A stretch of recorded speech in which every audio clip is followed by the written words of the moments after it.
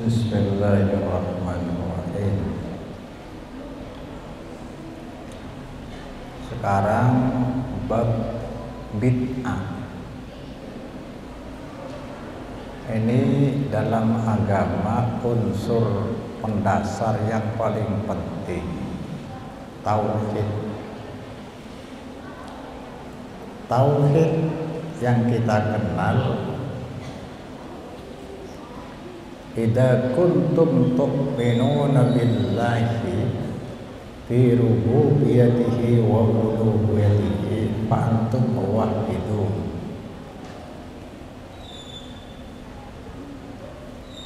Walakin minna may yaqulu man taqada annallaha khaliqul alamin wa huwa muwahhidun. Jadi ada, kalau dari manhaj salaf, mani taqadah mayyu'minu billah fi rububiyyatihi wa uluhiyyatihi fa huwa muwahhidun. Jadi orang bertauhid, orang yang mengimani Allah dengan sifat rububiyah dan uluhiyahnya ma'an, kedua-duanya. Tetapi di kalangan umat Islam ada yang meyakini, siapa sudah meyakini Allah sebagai pencipta alam, dia sudah aman, sudah bertauhid. Ini bukan versi manhaj salaf. Manhaj salaf menggabungkan keduanya yakni iman rububiyah dan iman uluhiyah. Allah pencipta, penguasa, yang disimbolkan lewat la rabba illallah. Dan Allah juga sebagai satu-satunya zat yang disembah, yang disimbolkan dengan kalimat tauhid la ilaha illallah, baru bertauhid. Perlu kita camkan dan selalu diingat-ingat, tidak ada pahala seberat pahala tauhid. Sudah pernah dibentangkan kan? Sebaliknya, tidak ada dosa yang paling berat, yang paling besar selain pelanggaran tauhid dengan syirik. Kalau syirik telah kita masuki, terjerumus kita dalam kesyirikan, maka syirik akbar akan menyebabkan pahala ibadah semua terhapus. Ampunan Allah tertutup jika sampai terbawa mati. Wajib ke neraka, haram ke surga. Tidak ada dosa seperti itu. Oleh karena itu, sampai dorongan sangat kuat, siapa yang mampu mengakhiri hidupnya dengan kalimat tauhid la ilaha illallah, dijamin masuk surga. Bukan main-main. Namun demikian, dari iman rububiyah dan iman uluhiyah, ternyata yang banyak dilanggar adalah di iman uluhiyah. Oleh karena itu, yang kemarin disampaikan adalah kegagalan memenuhi tuntutan, dua macam tuntutan iman uluhiyah. La ilaha illallah, la ma'budu bihaqqin illallah. Tidak ada yang berhak disembah, diibadahi selain dari Allah. Coba kata-kata ini kita resapi. Tidak ada yang berhak disembah kecuali hanya Allah. Karena Allah yang dibertuhan, pencipta, penguasa, tempat kita kembali, dan Dia yang menguji kita. La ilaha illallah, tidak ada zat yang berhak disembah kecuali Allah. Kalau ini sudah diyakini, maka konsekuensinya ada dua tuntutan yang harus dijaga. Harapan harus murni kepada Allah. Yang kedua, taatnya dalam ibadah harus murni kepada Allah. Ariyato kan? Ariyato. Oleh karena itu di dalam Islam, jauhilah tempat-tempat atau hal-hal yang memicu ketika kita beribadah harapan bercabang, seperti di kuburan-kuburan keramat. Sudah dipastikan orang yang mengunjungi berziarah ke kuburan keramat, dia telah rela membagi ibadahnya kepada makhluk. Karena tidak ada petunjuk di dalam agama bahwa tempat kuburan itu tempat istijabah, tidak ada. Justru yang ada masjid. Ahabbul bilad ilallah masajiduha wa abdulul bilad ilallah aswaquha. Tempat yang paling Allah cintai adalah masjid, tempat yang paling Allah benci adalah pasar. Saya tidak akan mengulang tuntutan yang pertama, yaitu harapan harus murni kepada Allah. Al-imanu fi uluhiyatihi, iman dalam penyembahan kepada Allah, la ilaha illallah, yang banyak tak dipatuhi oleh umat Islam. Padahal ini jelas nih, ini himbauan dari Allah. Kalau kalian ingin mentaati aku, di ayat lain kan disebutkan, in kuntum tuhibbunallaha fattabi'uni yuhibbukumullah wa yaghfir lakum dzunubakum wallahu rahim. Kalau kalian mengaku mencintai Allah, ingin dicintai Allah, ini kan target terakhir dalam hidup kita.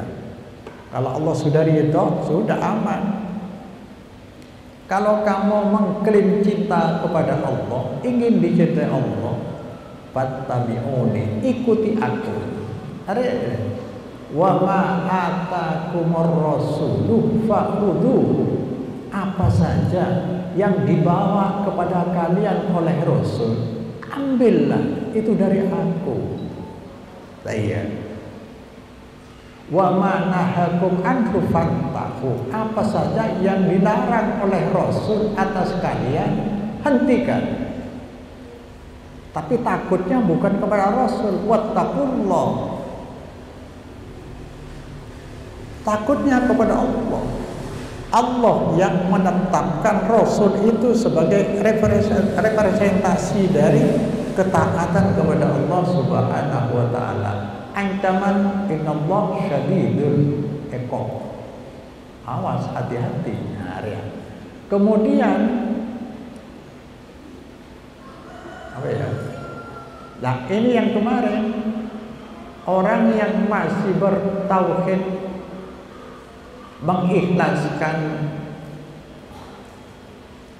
bertuhan hanya kepada Allah, kan tuntutan yang pertama dari la ilaha illallah adalah ikhlaskan harap pada Allah dalam ibadah, konteksnya dalam ibadah.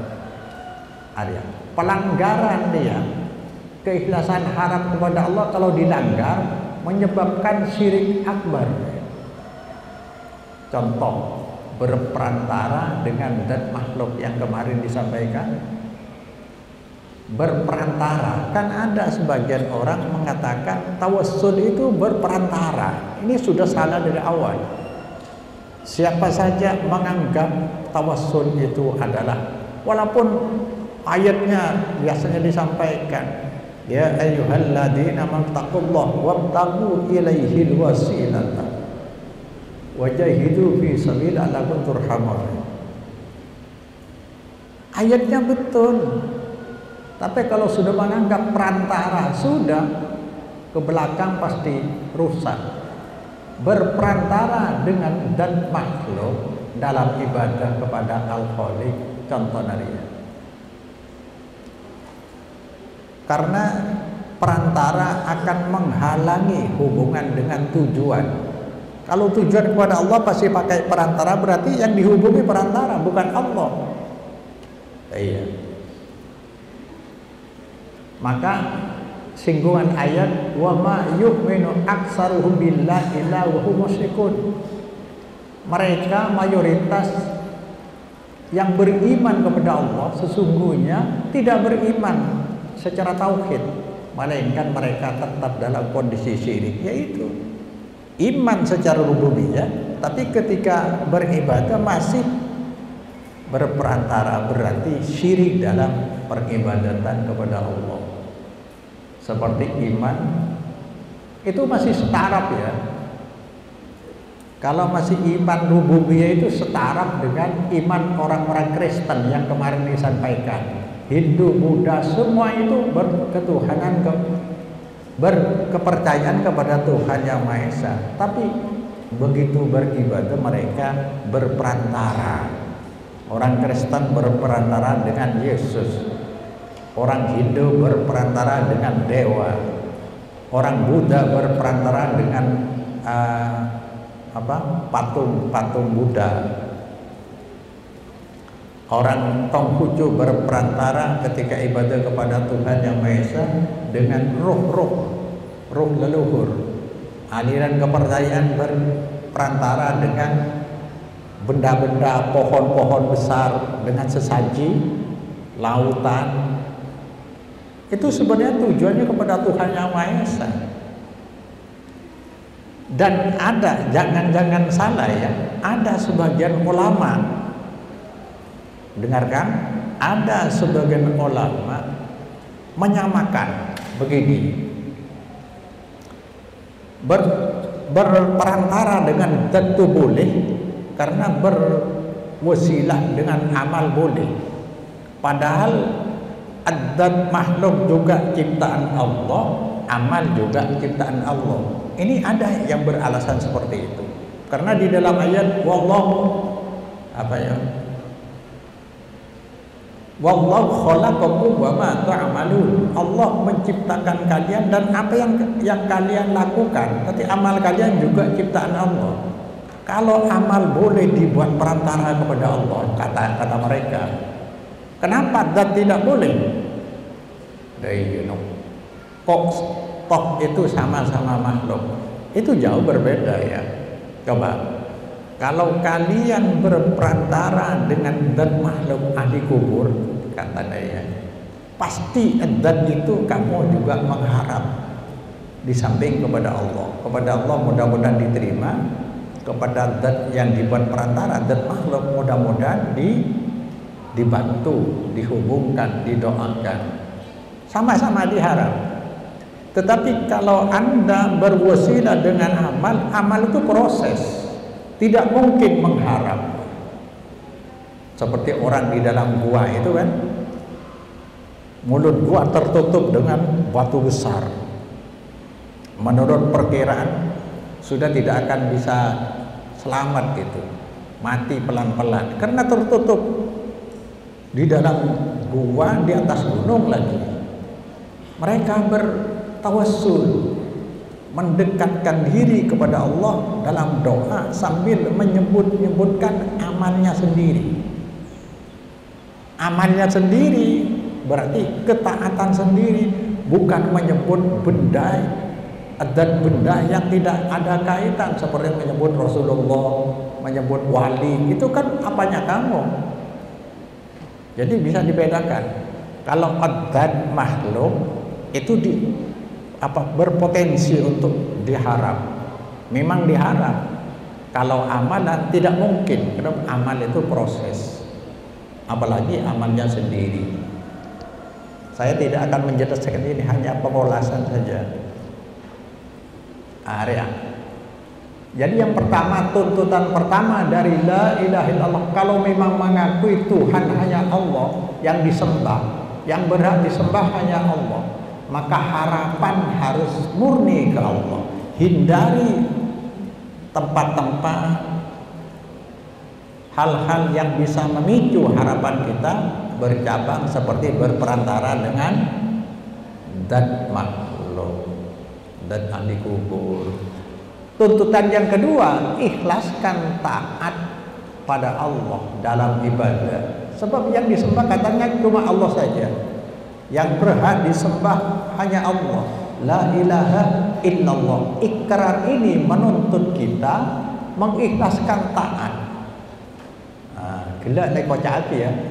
Apa saja yang Allah yang Rasul berikan kepada kalian, terima itu dari aku. Seolah-olah gitu Allah. Kemudian Rasulullah memerintahkan, fa'alaikum bisunnati wa sunnatil khulafa'ir rasyidin tamassaku biha wa 'addu 'alaiha bin nawajib. Kalian harus fanatik dengan sunnahku. Sunnah artinya ada berapa? Lo ingat? Artinya ada berapa? Ada 5. Sunnah benih sunnah nang usul bakil. Ma yusabu ala fi'lihi wa la yu'aqabu ala tarkihi. Itu sunnah, hukum sunnah. Coba. Sunnah pertama artinya syariat. Pondok sunnah, kajian sunnah. Itu namanya kajian syariat. Pondok syariat. Dasarnya syariat. Yang kedua, sunnah ada maknanya hadis. Islam ini dasarnya 2, Alkitab was sunnah. Ada hadis ya saya maksud. Yang ketiga ini amalan. Alaikum bisunnati, kalian harus fanatik kepada amalanku dan amalan khalifah. Termasuk di hadis man sanna sunnatan hasanah falahu ajruha. Itu juga amalan. Karena dalam asbabul wurud dari hadis adalah sedekah. Siapa memprakarsai, mempelopori pengamalan-amalan syariat sedekah, dia akan mendapat pahalanya ditambah bonus pahala sebanyak orang yang mengikuti. Yang keempat, sunnah, hukum sunnah yang tadi disebutkan. Amalan seperti amalan sholat tarawih, yang melakukan dapat pahala, yang tidak melakukan tidak berdosa, cuma kehilangan fadilah bulan Ramadan. Ya. Yang melakukan dapat pahala, tidak melakukan tidak berdosa, itu bab fikih, hukum. Yang kelima, sunnatullah, hukum tetap yang berlaku di alam. Falam tajid li sunnatillahi tabdila walan tajid li sunnatillahi tahwila. Yang tidak pernah berubah, seperti dalam dunia pengobatan, musim-musim, itu tetap, hukum tetap dari Allah. Kau tidak akan pernah menemukan pergantian dari ketetapan Allah. Hujan, musim dia. Kau tidak akan menemukan perubahan dalam sunnatullah. Kembali lagi, jadi la ilaha illallah tuntutan yang kedua, kalau dalam ibadah harus wajib taatnya hanya kepada Allah. Nah, ini kan hati-hati. Nabi menyebutkan kalian harus fanatik kepada amalanku, amalan khalifah. Ini titik poin yang perlu diingat. Ternyata amalan Nabi, amalan khalifah tidak keluar dari 5 macam jenis amalan dalam rukun Islam. Ya. Ikrar 2 kalimat syahadat kemarin sudah disebutkan. Salat, puasa, zakat, haji. Zakat itu bisa sedekah, bisa hibah, infak, yakni membantu orang lain. Tidak keluar dari itu. Jadi yang diamalkan Nabi tetap mengambil dari jenis amalan di dalam rukun Islam. Tidak ada amalan Nabi itu cocokan, maulid, tahlil 7 hari. Tidak ada. Selamat, kandungan. Ada. Jadi semua itu berarti amalan baru. Jadi ya, kayak gini, alaikum bisunnati wa sunnatil khulafa. Sampai dia tamassaku, peganglah itu. Wa'adu, gigitlah dia dengan gigi geraham.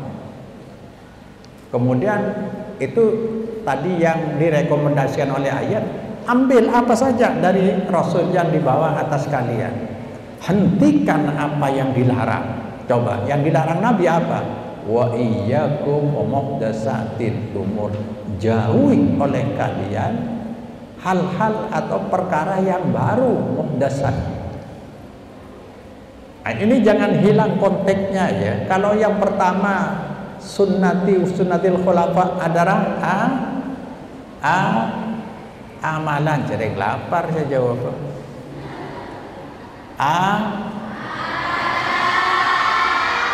Ya tahu saja lanceng iya no.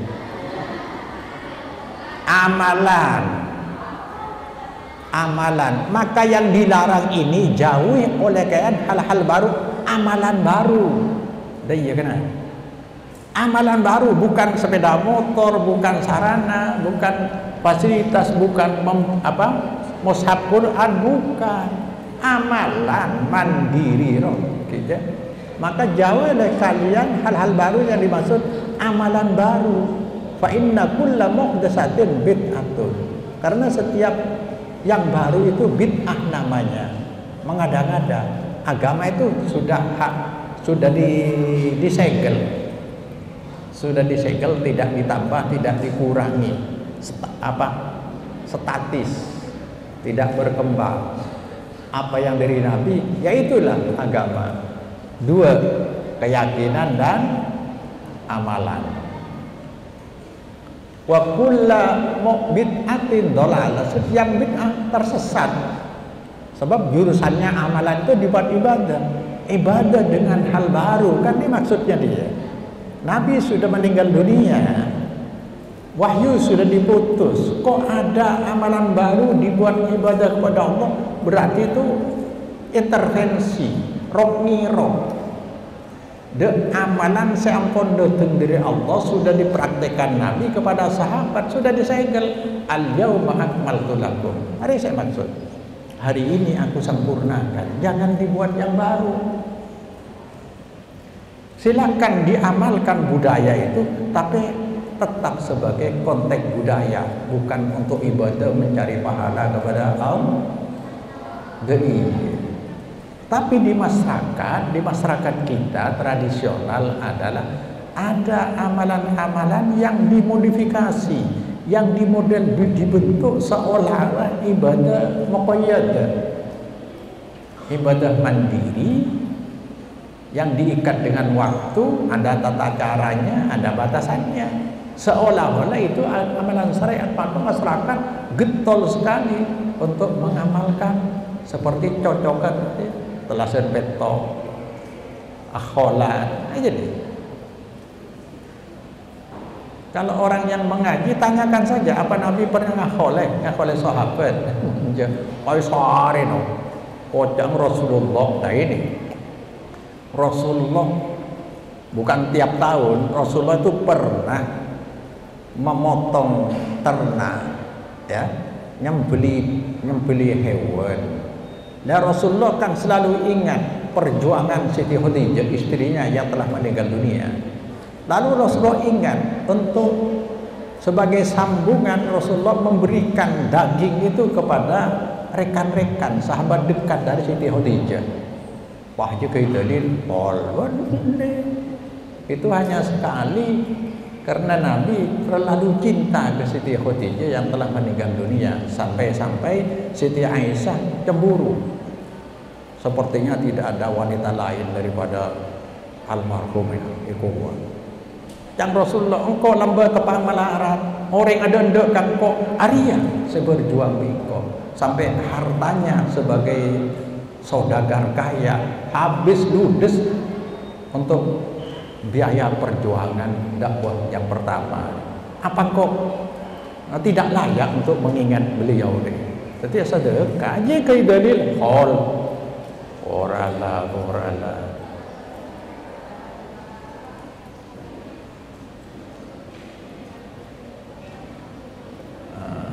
Arya melanggar harapan dalam ibadah tidak ikhlas lagi kepada Allah, tapi sudah dibagi dengan tadi bentuk perantara, maka mengakibatkan syirik besar. Yang kedua, taat harus ke Allah dalam ibadah. Sekarang dengan taat pada pihak lain dalam ibadah kepada Allah, terjadilah bid'ah dolalah. Jadi amalan di masyarakat yang sudah dibentuk seperti amalan ibadah mandiri, jadi Pak Poloware, Satos Are, Holan setahun, 2 tahun, Pasai Buari aja jadi amalan mandiri yang tidak pernah diajarkan Nabi. Ini bid'ah dolalah, saya ingat.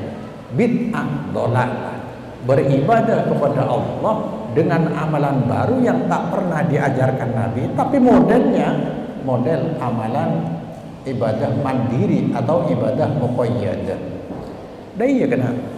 Aja bid'ah dolalah, ngarosak agama, bukan hanya tidak berpahala, berdosa. Al-aslu fil ibadah at-tahrim atau tawakkuf. Ibadah tidak boleh dibuat-buat. Illa ma jaa asyar'u bi amriha. Illa ma jaa illa ma amarahu syar'u. Ma amarallahu bi syar'i. Ibadah harus berhenti dulu, cari perintahnya. Kecuali sudah ada perintahnya baru wajib deh. Tahu lebih haram. Dok rumah orang matur je. Akholan Pak Polware, Satos Are, pun tahun, 2 tahun, aja biayanya akan bisa jutaan. Ngirim dosa, ngirim marde, kesemate. Sebab dia berarti apa? Ibadah dengan ketidaktaatan. Katanya tidak ada yang berhak disembah kecuali Allah. Oleh karena itu yang ditaati harus Allah. Nah itu amalan dari mana? Berarti ini ada pihak lain yang ditaati selain Allah. Padahal ibadahnya dengan harapan pahala dari Allah. Hari ini saya sebut bid'ah dolalah, merasa benar di jalan salah. Maka iblis sangat senang terhadap ahli bid'ah. Sekelangkong jauh gue bi iblis. Saya dijeng kalau jaga boleh, lo kira tobat ya. Coba kalau maksiat pasti itu tidak akan diturunkan kepada anaknya. Coba kak anak kaki selaki lo, sambil ajarilah nyambung. Udah remah begitu, udah lo kikir, bajingan je kikir. Engkau tangan anak kemun juga main tak noron engkau. Kadang-kadang terus tak norona kutena. Saking apa? Berarti mengakui, merasakan kalau itu berdosa. Ada kemungkinan, ada harapan bisa bertobat, berhenti dari kemaksiatan. Beda dengan ahli bid'ah. Ahli bid'ah bukan tidak menurunkan, justru cok bisa orang ya cekapi nak foto nak bareng. Sajon pas ahli bid'ah itu kiai, senorok bisa jutaan. Ayo bersama apa? Berbid'ah iya. Aku bayar kolan bisa tungkap pilojo. Maka Rasulullah paling takut orang yang mengajak ke pintu neraka jahanam dan Rasulullah. Du'atun ala abwabi jahannam. Pengajak-pengajak, pemanggil-pemanggil, penyeru-penyeru di pintu neraka jahanam. Yaitu apa dia kayak kolan dotung kafe bang. Orang awam saya aja. Pas saya adalah orang hebat, kiai kan ada. Mesti juga ngarep 2 ke Allah manter diterima. Di saya oleh dia manter diberi bro. Allah sirik ada orang. Jadi ketika dengan taat pada pihak lain dalam peribadatan kepada Allah, terjadilah bid'ah dalalah. Sekarang ayo kancare harus benar-benar bisa memahami apa sempurna. Saya maksud kena naik kocak lagi. Bid'ah yang terlarang dalam agama, bid'ah dalam bentuk amalan ibadah. saya ingat ya, bukan yang lain. Bid'ah yakni amalan ibadah baru ya, aja dibuat ibadah kepada Allah. Amalan itu tidak pernah diajarkan oleh Nabi, itu bid'ah. Maka bid'ah bisa artinya bid'ah secara lugat, secara bahasa. Kullu ma lam yakun mawjudan fi ahdi Nabi, segala sesuatu yang tidak ada di zaman Nabi itu bid'ah. Ini bid'ah. Mushaf Quran bid'ah, di zaman Nabi tidak ada. Sepeda motor bid'ah, pesawat bid'ah, mic bid'ah. Secara bahasa. Namun tidak ada larangan dalam agama, sebab bukan bentuk amalan peribadah. Ngerti deh iya. Tapi lo salah kocak secara bahasa bid'ah. Apapun yang tidak ada di zaman Nabi termasuk kalian ini bid'ah semua. Deh iya. Yang kedua, bid'ah dalam terminologi, yakni istilah. Bid'ah dalam agama.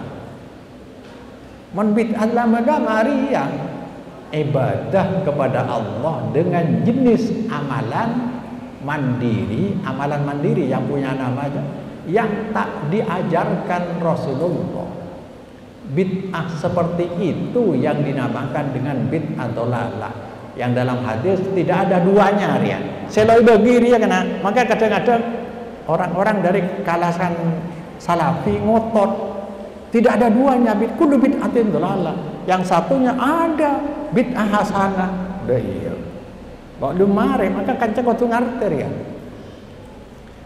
Jadi yang bentuk amalan ini kullu muhdatsatin bid'atun wa kullu bid'atin dolalah wa kullu dolalatin finnar. Ini yang dimaksud bid'ah dengan dalam bentuk amalan ibadah kepada Allah. Karena kalau ibadah kepada Allah harus yang diamalkan yang pernah diajarkan Rasulullah. Sebab taat ke Rasul berarti taat ke Allah. Mayyuti'ir Rasul faqad atau Allah. Maka yang dimaksud ini tidak ada duanya, semuanya bid'ah dalalah. Ini menurut Imam Syatibi.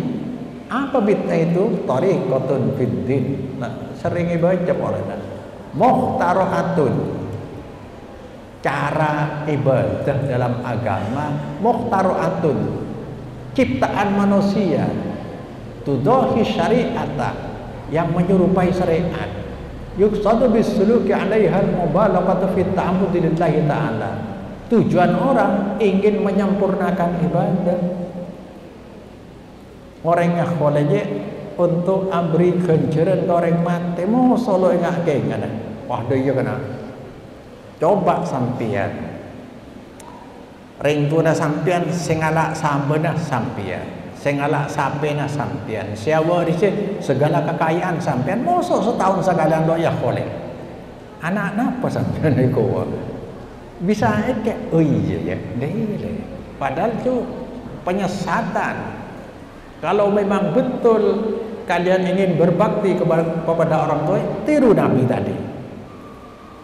Jangan putus hubungan dengan relasi-relasi hubungan sahabat dekat dari orang tua, tetap sambung. Seperti dia. Keluarkan infak untuk orang tua. Kamu dapat pahala, orang tua dapat pahala. Kalau anak untuk orang tua. Tapi jangan mengadakan amalan yang bid'ah. Justru bukan pahala yang kau dapat, tapi murka dan dosa dari Allah Subhanahu wa ta'ala. Yaitu amalan ibadah mandiri yang tak pernah diajarkan Nabi.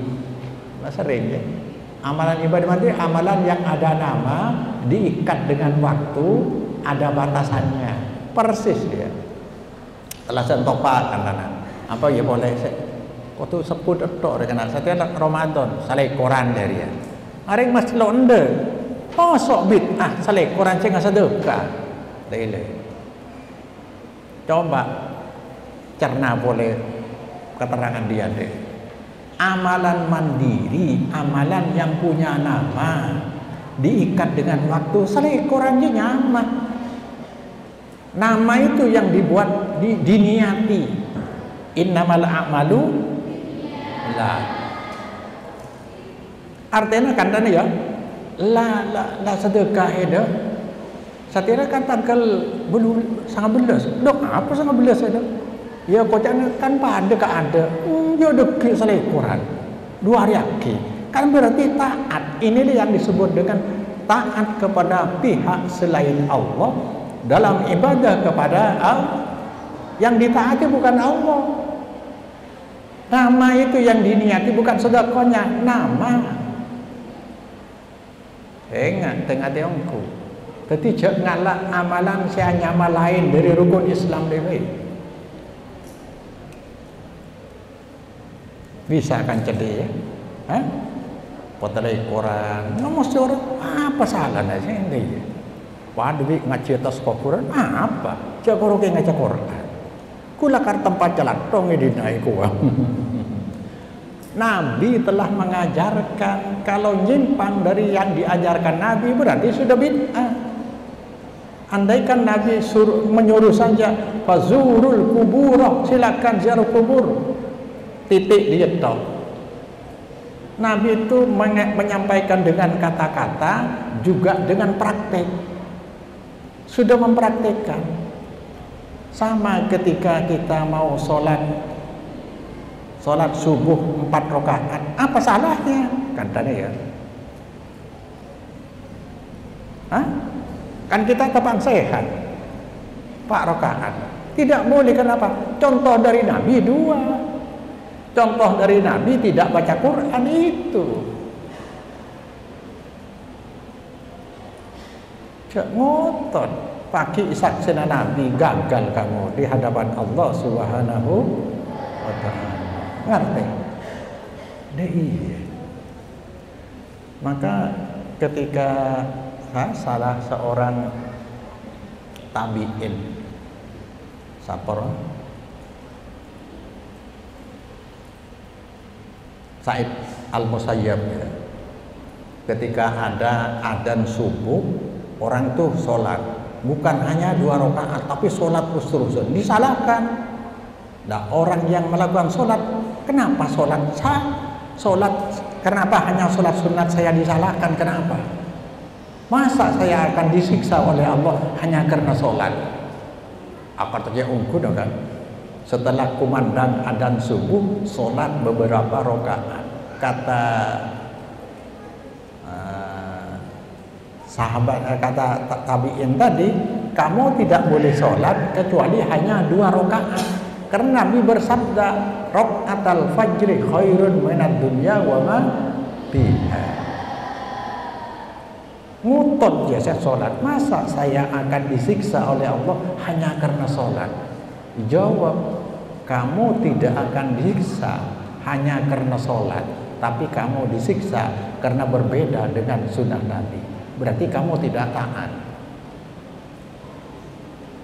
Jadi bukan sholatnya, tapi karena kamu sudah menyimpang dari ajaran Nabi. Berarti kamu ibadahnya tidak taat kepada Allah. Bid'ah dalam istilah agama bisa juga dibagi menjadi bid'ah hakikiyah. Dan iya kan? Pertama, bid'ah itu tidak dibagi. Bid'ah berbentuk amalan, kullu bid'atin dolalah. Tapi perkembangan ilmu pengetahuan bisa saja bagi. Masalah ilmu pengetahuan ini kaidah dalam yang bersifat duniawi. Untuk memberi penjelasan bisa saja. Seperti tauhid ini tidak dibagi-bagi. Karena banyak pelanggaran, maka dibuatlah kaidah-kaidah, prinsip-prinsip dasar agar orang tidak keluar dari prinsip tauhid seperti ini. Bid'ah dalam istilah agama yang tadi disebut amalan bisa dibagi menjadi bid'ah hakikiyah seperti contoh di atas. beribadah kepada Allah dengan jenis amalan yang tidak pernah diajarkan Nabi, namanya bid'ah dolalah.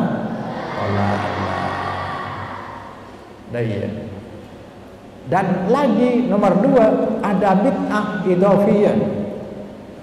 Bid'ah idhofiyah itu bid'ah bukan bentuk amalan, tapi hanya sebagai bagian dari amalan yang sudah ada.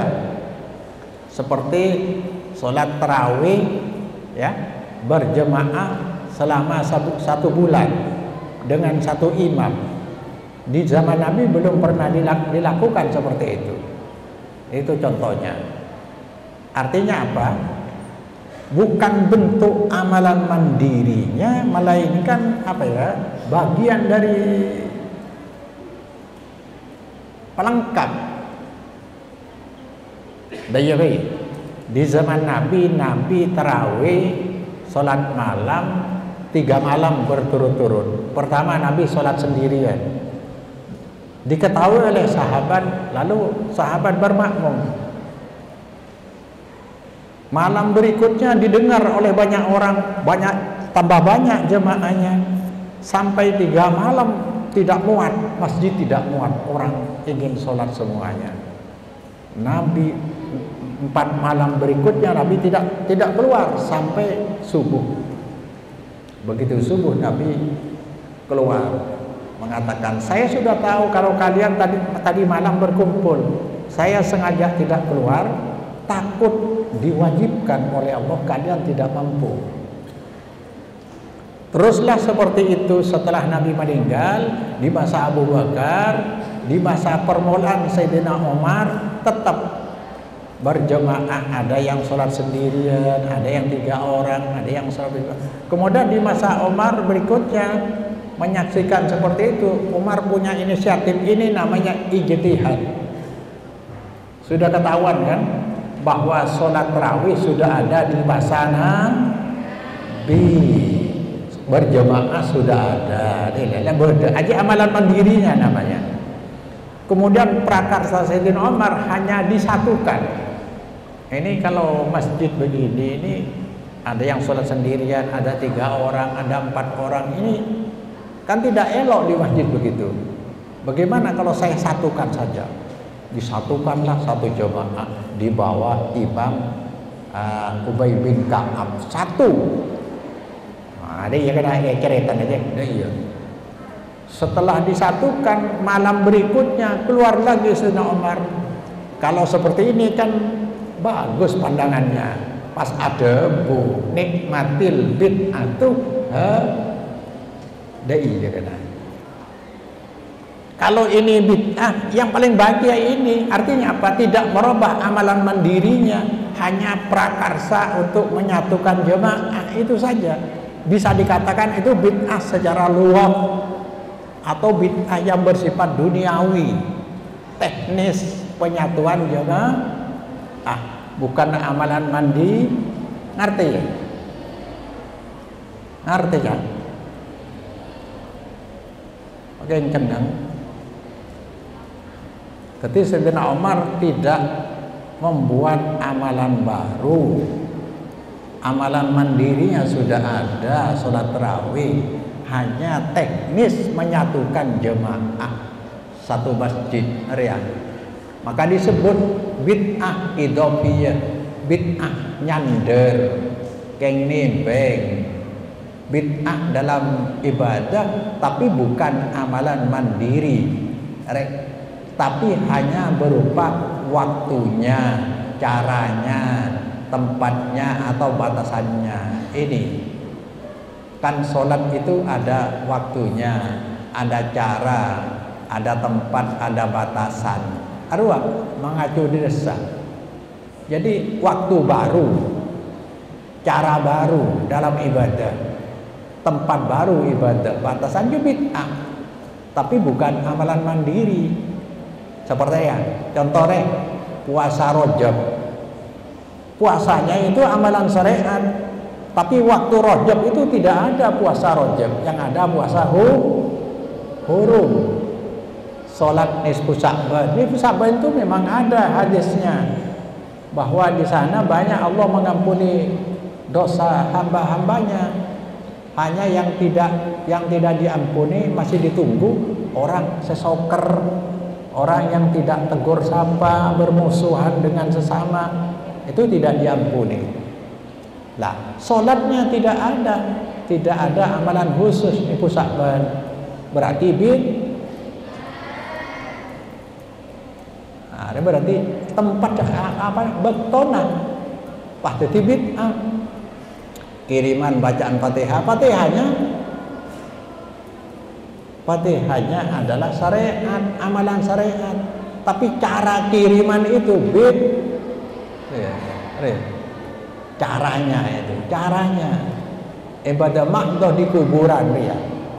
Ibadah mahdoh sholat, baca Quran, zikir, tapi tempatnya di kuburan. Jadi bid'ah. Baca kalimat zikir wiridan sekian kali disuruh orang bukan dari Rasulullah. Ini bid'ah. Kamu harus berzikir la ilaha illallah sekian kali. Kamu harus membaca qul sekian kali. Yang menyuruh orang bid'ah. Batasan itu bukan dari syariat. Berarti ada pihak yang ditaati selain dari Allah. Dalam kategori inilah perkataan Khalifah Umar dengan kalimat nikmatil bid'atu hadhihi. Sudah dijelaskan. Jadi hanya teknis penyatuan jemaah, bisa dikatakan teknis itu sifatnya duniawi. Bukan amalan-amalan tarawihnya sudah ada. Yaitu bid'ah secara duawi atau bid'ah secara dunyawiyah. Maka kocak bid'ah ya secara luas, secara bahasa. Sebab di zaman Nabi tak ada. Iya. Maka menikocak bid'ah hanya secara bahasa. Nah, kalau masalah duniawi ini, qad akhraja Muslim an Anas anna Rasulullah marra biqaumin yalhaquna nakhla.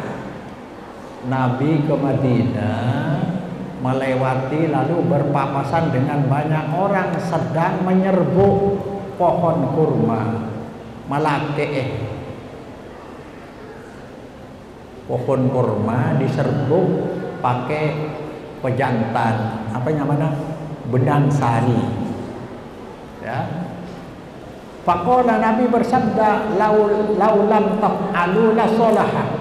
Kalau tidak kalian lakukan seperti itu, baik-baik saja, karena itu alami, kata Nabi. Cocok pelake repot-repot, cocok ke pelake seperti apa? Salak kan pelake irwan, tak dah ya. Jadi can Rasulullah cocok pelake bisa abu lagi ya. Karena Nabi yang bersabda, mereka mengikuti. Qala adabu Anas faqarja sisan. Lalu mengeluarkan ada je korma je penambah pelake sison apa tamron rodian korma lok saya buahnya lok saya kapi. Kita nyaki boleh bi Nabi pamarro bihi faqala malinahlikum, ada apa dengan kurma kalian kok buahnya tidak baik? Qalu kul takada qala nampan jenengan ada bu sanika itu orang bi orang ada pelake. Iya. Terus qala ada Nabi antum a'lamu bi umuri dunyakum. Kalian lebih pandai tentang urusan dunia kalian. Artinya apa? Status Nabi mengurusi agama, bukan duniawi. Urusan dunia ini kita tidak perlu ikut Nabi. Iya. Kalau agama harus, karena dari Allah itu bentuk Nabi ini, bentuk ketaatan kepadanya. Nah, riwayat Aisyah, arek bisa foto kan ya. Idza akhbartukum bi syai'in min amri dinakum fa innama huwa yuha atau biwah yuha. nalika ngapuraken kaula sampeyan sedaya tentang sesuatu dari urusan agama kalian, maka itu adalah diwahyukan oleh Allah. Wa idza akhbartukum syai'an min amri dunyakum fa inna ma ana basyarun. Kalau aku menyampaikan berita untuk kalian tentang sesuatu yang berkaitan dengan dunia kalian, maka itu adalah saya manusia biasa, bisa saja salah. Wa antum a'lamu bi umuri dunyakum. Urusan agama cara noro sampeyan niku. Nang riwayat lain, in kana hada yanfa'u falyasna'u. Kalau menyerbu pohon kurma tadi baik, manfaat, silakan lakukan. Innama dzanantu dzannan wala tu'akhiduni bidzanni. Saya hanya mengira, maka jangan salahkan saya sebab perkiraan itu. Walakin idza haddatstukum anillahi syai'an fakhudhu bihi. Tetapi kalau aku menceritakan kepada kalian dari Allah tentang sesuatu, ambillah itu. Fa inni la akdzibu Allah, karena saya tidak akan berdusta atas nama Allah Subhanahu ya. Are penegasan ya, coba penegasan. Bid'ah dalam bentuk amalan mandiri semua dolalah.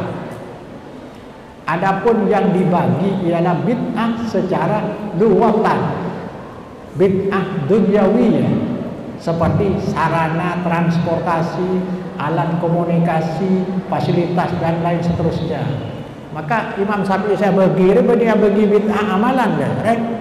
Ada dalil kata bid'ah apa kana? Bid'ah hasanah ya. Tidak ada bid'ah hasanah. Kalau bid'ah ya dalalah. Sunnah hasanah. Bukan bid'ah. Bid'ah itu melanggar syariat. Kok ada hasanah? Imam Syafi'i ada bid'ah ada dua, ada saya poci, ada saya celah. Coba, fama wa faqas sunnah fa huwa mahmudan wa ma khalafa fa huwa madmum. Ya jelaslah. Saya contoh ke syariat kan benih bid'ah. Tadi deki contohnya baba Ibnu Hajar Al-Asqalani. Al bid'atu khamsatun dia. Bid'ah bagi banyak aja. Bid'ah yang dibagi banyak itu bid'ah secara lughatan atau bid'ah dunyawiyah. Saya enggak ada kata, bukan amalan ibadah. Ada. Makanya dina deh. Bada bid'ah wajib. Coba lemak deh. Apa bid'ah wajib? Yaitu mempelajari ilmu nahwu. Aja ya. Apa yang wajib? Alladzi yafhamu bihi kalam Allah. Yufhamu bihi kalam Allah wa rasuluh. Sebisa paham Quran hadis lewat nahwu. Maka belajar nahwu adalah wajib. Ma la yatimul wajibu illa bihi fa huwa wajib. Iya aja. Lo mungkin tahu Quran hadis, lo tahu nahwu sesunat. Kemana sesunat?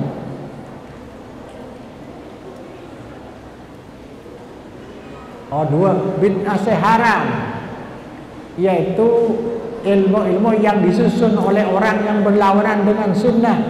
Aliran Qadariyah, Murji'ah, Musyabbihah, bid'atun dhalalah fil ibadatillah ta'ala. Di mana salahu misalun. Ada dia. Sesunat riya. Setiap kebaikan yang tidak ada jenis itu di masa Nabi. Contohnya ijtima' ala tarawih, berkumpul untuk sholat tarawih. Di masa Nabi tidak ada. Tapi itu tidak merusak karena amalan ibadah mandirinya sudah ada. Membangun madrasah, membangun pondok pesantren, berbicara dalam masalah tasawuf yang dipuji, majlis munadharah, mengadakan diskusi, tidak apa-apa. Itu bukan amalan mandiri. Nomor 4, bid'ah seoleh apa? Asalaman, marina sholat, kan lo apa? tidak menyangkut larangan, no apa-apa. Kan meneros terus lagi, dia orang yang kurangkaian sholat, asalaman setelah sholat subuh, sholat asar, atau mengakan seman nyaman, zaman Nabi kan tak ada. Pakaian kelampi, lo menyangkut amalan ibadah, maka ibu silakan. Waqad yakunu ba'du tilkar rabi'ah makruhatan. Petang kadang nomor 4 ya makruh.